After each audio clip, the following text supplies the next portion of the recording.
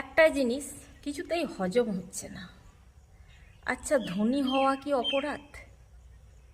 এই যে ধরুন, সরকার বলছে যে এই যারা ধনী তারা অন্নপূর্ণা ভাতা পাবেন না, ইত্যাদি ইত্যাদি। না, তবে ভেবে নেবেন না যে আমি ধনী। আমি কিন্তু মধ্যবিত্ত পরিবারের, কিন্তু ये चीज़ गले से नहीं उतर रही है, तो इसलिए मैं बोलने आ गई हूँ। বিষয়টা হচ্ছে, ধনী হওয়ার পিছনে একটা কিন্তু বিরাট ইতিহাস আছে মানুষের, একটা বিরাট গল্প আছে, একটা বিরাট আত্মত্যাগ আছে, একটা বিরাট পরিশ্রম আছে, বিরাট মাথা আছে, বিরাট কিছু হয়তো যন্ত্রণাও আছে। তাহলে ধনী হওয়াটা কি অপরাধ?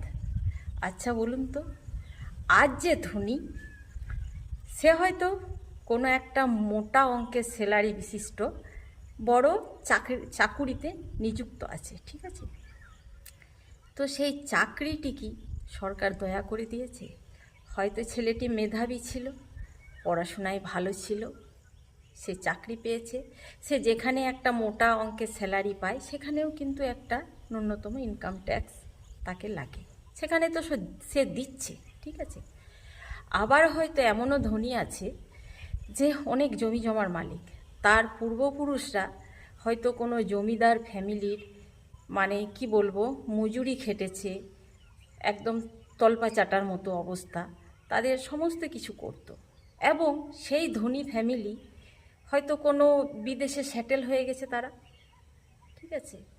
এবং সমস্ত কিছু জমি জমা তাদের যে দেখাশোনা করলো, ওই যে মানুষটা তাদেরকে খেটে খুঁটে এতদিন রেখেছে, তারা হয়তো বিদেশে চলে গেছে এবং সমস্ত সম্পত্তি সেই যে দিনমজুরি খেটেছে তাদের পিছনে তাকে দিয়ে গেছে, তার নামে লিখে দিয়ে গেছে। তাই সে প্রজন্মের পর প্রজন্ম যেতে যেতে সে অনেক জমি জমার মালিক, সে সেটাতে খাটিয়ে খুটিয়ে আরও অনেক কিছু করেছে। কিন্তু এই যে এত এত জমি তার নামে হয়ে গেছে, সেই এত এত জমি জমা বাড়ি ঘর থাকার জন্য সেও কিন্তু পঞ্চায়েতে সরকারকে ট্যাক্স দেয়, ঠিক আছে? তাহলে তার কি ধনী হওয়া অপরাধ? আবার এমনও হতে পারে যে যে সময় একটা ছেলের হেসে খেলে বেড়ানোর কথা বা একটু লাইফটাকে এনজয় করার কথা, কিন্তু ছেলেটির নিজের লাইফ গড়ার জন্য সেই টাইমটা সে কাজে লাগিয়েছে, সে কিন্তু বইয়ে মুখে হয়ে থাকতো, ঠিক আছে? একদম পড়াশোনাতে সে লেগে থাকতো, মেধাবী ছিল না, প্রচুর পরিশ্রম করেছে, তো তার পিছনে পরিশ্রম আছে এবং সে অবশেষে একটা ভালো চাকরি পেয়েছে। আর সে মোটা অঙ্কের স্যালারি পায়, সেখানেও সে ন্যূনতম সরকারকে ট্যাক্স দেয়। তাহলে তার পিছনেও একটা গল্প আছে। তাহলে ধনী হওয়া কি অপরাধ? ধনী হতে গেলে তো ধনী হওয়া যায় না, ধনী হওয়ার পিছনে কিন্তু একটা বিরাট হিস্ট্রি, বিরাট জার্নি, বিরাট আত্মত্যাগ, অনেক কিছু লাগে।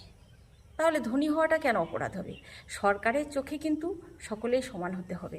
কারণ বিষয়টা হচ্ছে যে এই যে স্কুলে স্কুলে ইউনিফর্মগুলো করেছে, স্কুলে ইউনিফর্মগুলো কেন করেছে? সরকার বলতে চায় যে আমি সরকার, আমার চোখে সকলে সমান, কে গরিব কে ধনী, কেউ একটি বড় ফ্যামিলি থেকে উঠে এলে, ধনী ফ্যামিলি থেকে উঠে এলে সে ভালো জামা কাপড় পরে আসবে, একটা গরিব ফ্যামিলি থেকে উঠে এলে সে একটা ছেঁড়া জামা কাপড় পরে আসবে।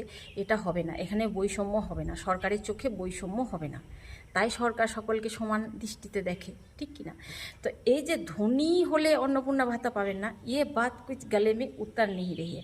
হতে পারে এমন অনেক ধনী ফ্যামিলি আছে যারা সরকারের অনুদান নিতে কুণ্ঠাবোধ, যাদের ইগোতে লাগে, যাদের প্রেস্টিজে লাগে, যাদের আত্মসম্মান লাগে, তারা ফর্ম ফিল আপই করবে না।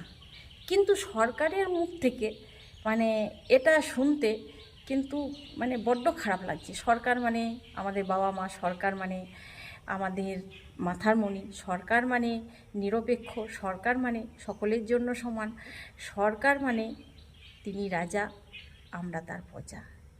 কোন প্রজা ধনী কোন প্রজা গরিব, যে প্রজা ধনী সরকারকে তাকে সাবাসী দেওয়া দরকার। এই কারণে আগেকার দিনের কথা অনুপাতে বলতে চাইছি যে এর মগজে কিছু আছে, খেটে খুঁটে কিছু করেছে, কিছু আছে, ঠিক আছে? কিন্তু যে ধনী তারা পাবে না, যারা গরিব তারা পাবে। তাহলে কি মানুষ ভগবানের কাছে এটাই প্রার্থনা করবে যে গরিব হলে ভালো হতো? গলে মে উতার নেই রহি है কি ধনী হওয়া কি অপরাধ, এটাই আমার প্রশ্ন। ধনী হতে অনেক মেহনত লাগে, ধনী এমনি এমনি হওয়া যায় না। তো সেই পেছনের হিস্ট্রি, পেছনের মেহনতটাকে শাবাশি না দিয়ে কলঙ্কিত হতে দেখে আমার ঠিক মানে মেনে নিতে পারছি না। আপনারা কি বলেন অবশ্যই কমেন্টে জানাবেন।